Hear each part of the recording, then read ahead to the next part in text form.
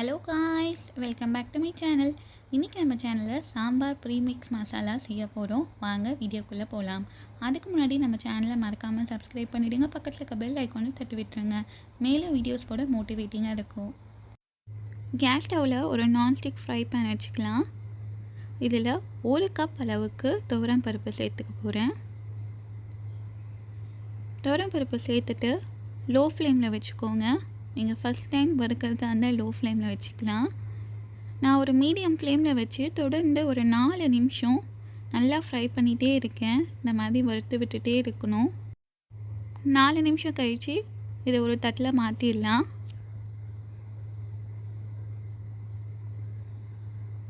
இது சூடு குறையட்டும். மற்ற ஐட்டம்ஸ் எல்லாம் வறுக்க ஆரம்பிச்சிடலாம். அதே ஃப்ரை பேனில் 1/4 கப் அளவுக்கு தனியா, 2 டேபிள் ஸ்பூன் ஜீரகம், 2 டேபிள் ஸ்பூன் அளவுக்கு கடலைப்பருப்பு, 2 டேபிள் ஸ்பூன் அளவுக்கு பொட்டுக்கடலை எல்லாத்தையும் சேர்த்தாச்சு. இது கூட 1 டேபிள் ஸ்பூன் அளவுக்கு எண்ணெய் சேர்த்துக்கலாம். ரீஃபைண்ட் ஆயில் சேர்த்துருக்கேன். எண்ணெய் சேர்த்துட்டு இதை 2 நிமிஷம் தொடர்ந்து வறுத்து விட்டுக்கலாம். 2 நிமிஷம் வறுத்துட்டோம்.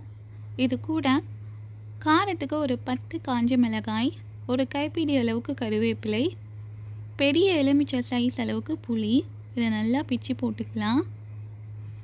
இதை பிச்சு சேர்த்துட்டு எல்லாத்தையும் தொடர்ந்து ஒரு 4 நிமிஷம் லோ ஃப்ளேமில் வறுக்க போகிறோம். ஜீரகம் சீக்கிரமாக வறுபட்டுடும். கருகாத மாதிரி பார்த்து நல்லா வறுத்துக்கோங்க.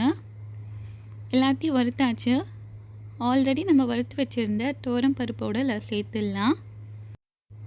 வறுத்ததை எல்லாத்தையும் நல்லா ஆற வச்சு எடுத்துகிட்டு வந்தாச்சு. இதை மிக்ஸி ஜாரில் சேர்த்துக்கலாம். பெரிய மிக்ஸி ஜாரில் 2 முறை சேர்த்து அரைச்சிக்க போகிறேன். எப்பயுமே ஃபுல்லாக கொட்டி சேர்த்து அரைச்சிடாதீங்க, பாதி பாதியாக அரைங்க.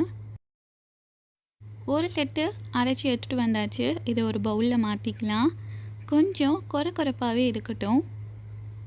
ஏன்னா இதை நம்ம இட்லிக்கு பொடியாக கூட வச்சு சாப்பிட்லாம். ரொம்ப நல்லாயிருக்கும் கொரப்பாக அரைச்சி எடுத்துக்கிட்டால். இதே மாதிரி இன்னொரு செட்டும் அரைச்சி எடுத்துகிட்டு வந்துட்டேன் பாருங்கள். இது எல்லாத்தையும் பிளேட்டில் கொட்டிட்டு ஆற வச்சிடலாம். ஏன்னா சூடாக இருக்கும் போது கண்டெய்னரில் வைக்கக்கூடாது. கட்டிகள் இருந்தால் இந்த மாதிரி ஸ்பூன் வச்சு கலரி விட்டுக்கோங்க. இப்போ நம்மளோட பொடி ரெடி. சாம்பார் செய்யறதுக்காக 4 ஸ்பூன் அளவுக்கு பொடி எடுத்துக்க போகிறேன்.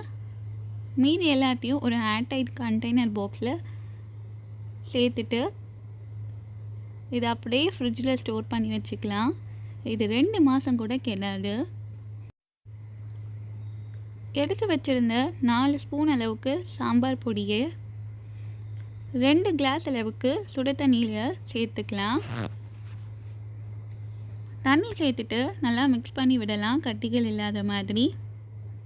இப்போ வாங்க சாம்பார் செய்ய ஆரம்பிச்சிடலாம். ஒரு நான்ஸ்டிக் கடாயில் 2 டேபிள் ஸ்பூன் அளவுக்கு எண்ணெய் சேர்த்துக்கலாம். எண்ணெய் நல்லா சூடாயிட்டதுக்கப்புறம் 1 டீஸ்பூன் அளவுக்கு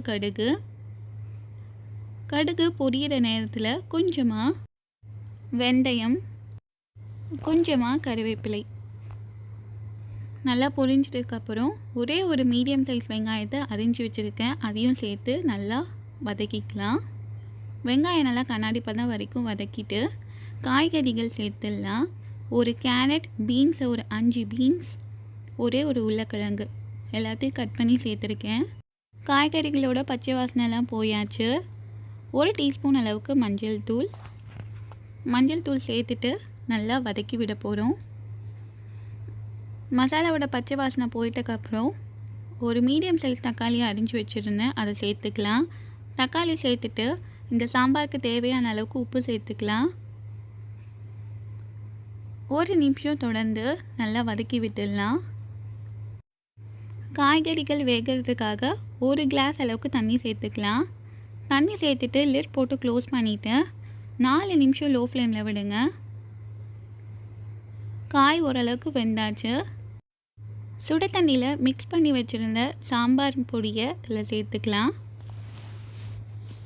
சேர்த்துட்டு ஒரே ஒரு முறை கலந்து விட்டுட்டு இதுக்கு தேவையான அளவுக்கு உப்பும் சேர்த்துட்டு லிட் போட்டு க்ளோஸ் பண்ணிவிடுங்க.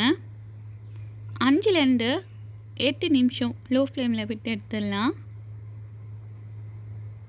இதோ பாருங்கள், சாம்பார் ரெடி ஆகிடுச்சு. நல்லா கொதித்து வர சமயத்தில் கொஞ்சமாக பெருங்காயத்தூள் மட்டும் தூவிக்கோங்க. ரொம்பவே சுலபமாக சாம்பார் செஞ்சு முடிச்சிட்டோம். பருப்பு வேக வைக்கலை, புளி கரைக்கலை, எல்லாத்தையும் டக்குன்னு செஞ்சு முடிச்சிட்டோம். இந்த இன்ஸ்டன்ட் சாம்பார் ப்ரீமிக்ஸ் பொடியை கண்டிப்பாக நீங்களும் ட்ரை பண்ணி பாருங்கள். ரொம்பவே நல்லாயிருக்கும். இதை நம்ம பொடியாக கூட தொட்டு சாப்பிடலாம். ட்ரை பண்ணி பார்த்துட்டு உங்கள் கமெண்ட் சொல்லுங்கள். மறக்காமல் நம்ம சேனலை சப்ஸ்கிரைப் பண்ணிவிடுங்க. பக்கத்தில் இருக்க பெல் ஐக்கானை தட்டி விட்டுருங்க. தேங்க்ஸ் ஃபார் வாட்சிங்.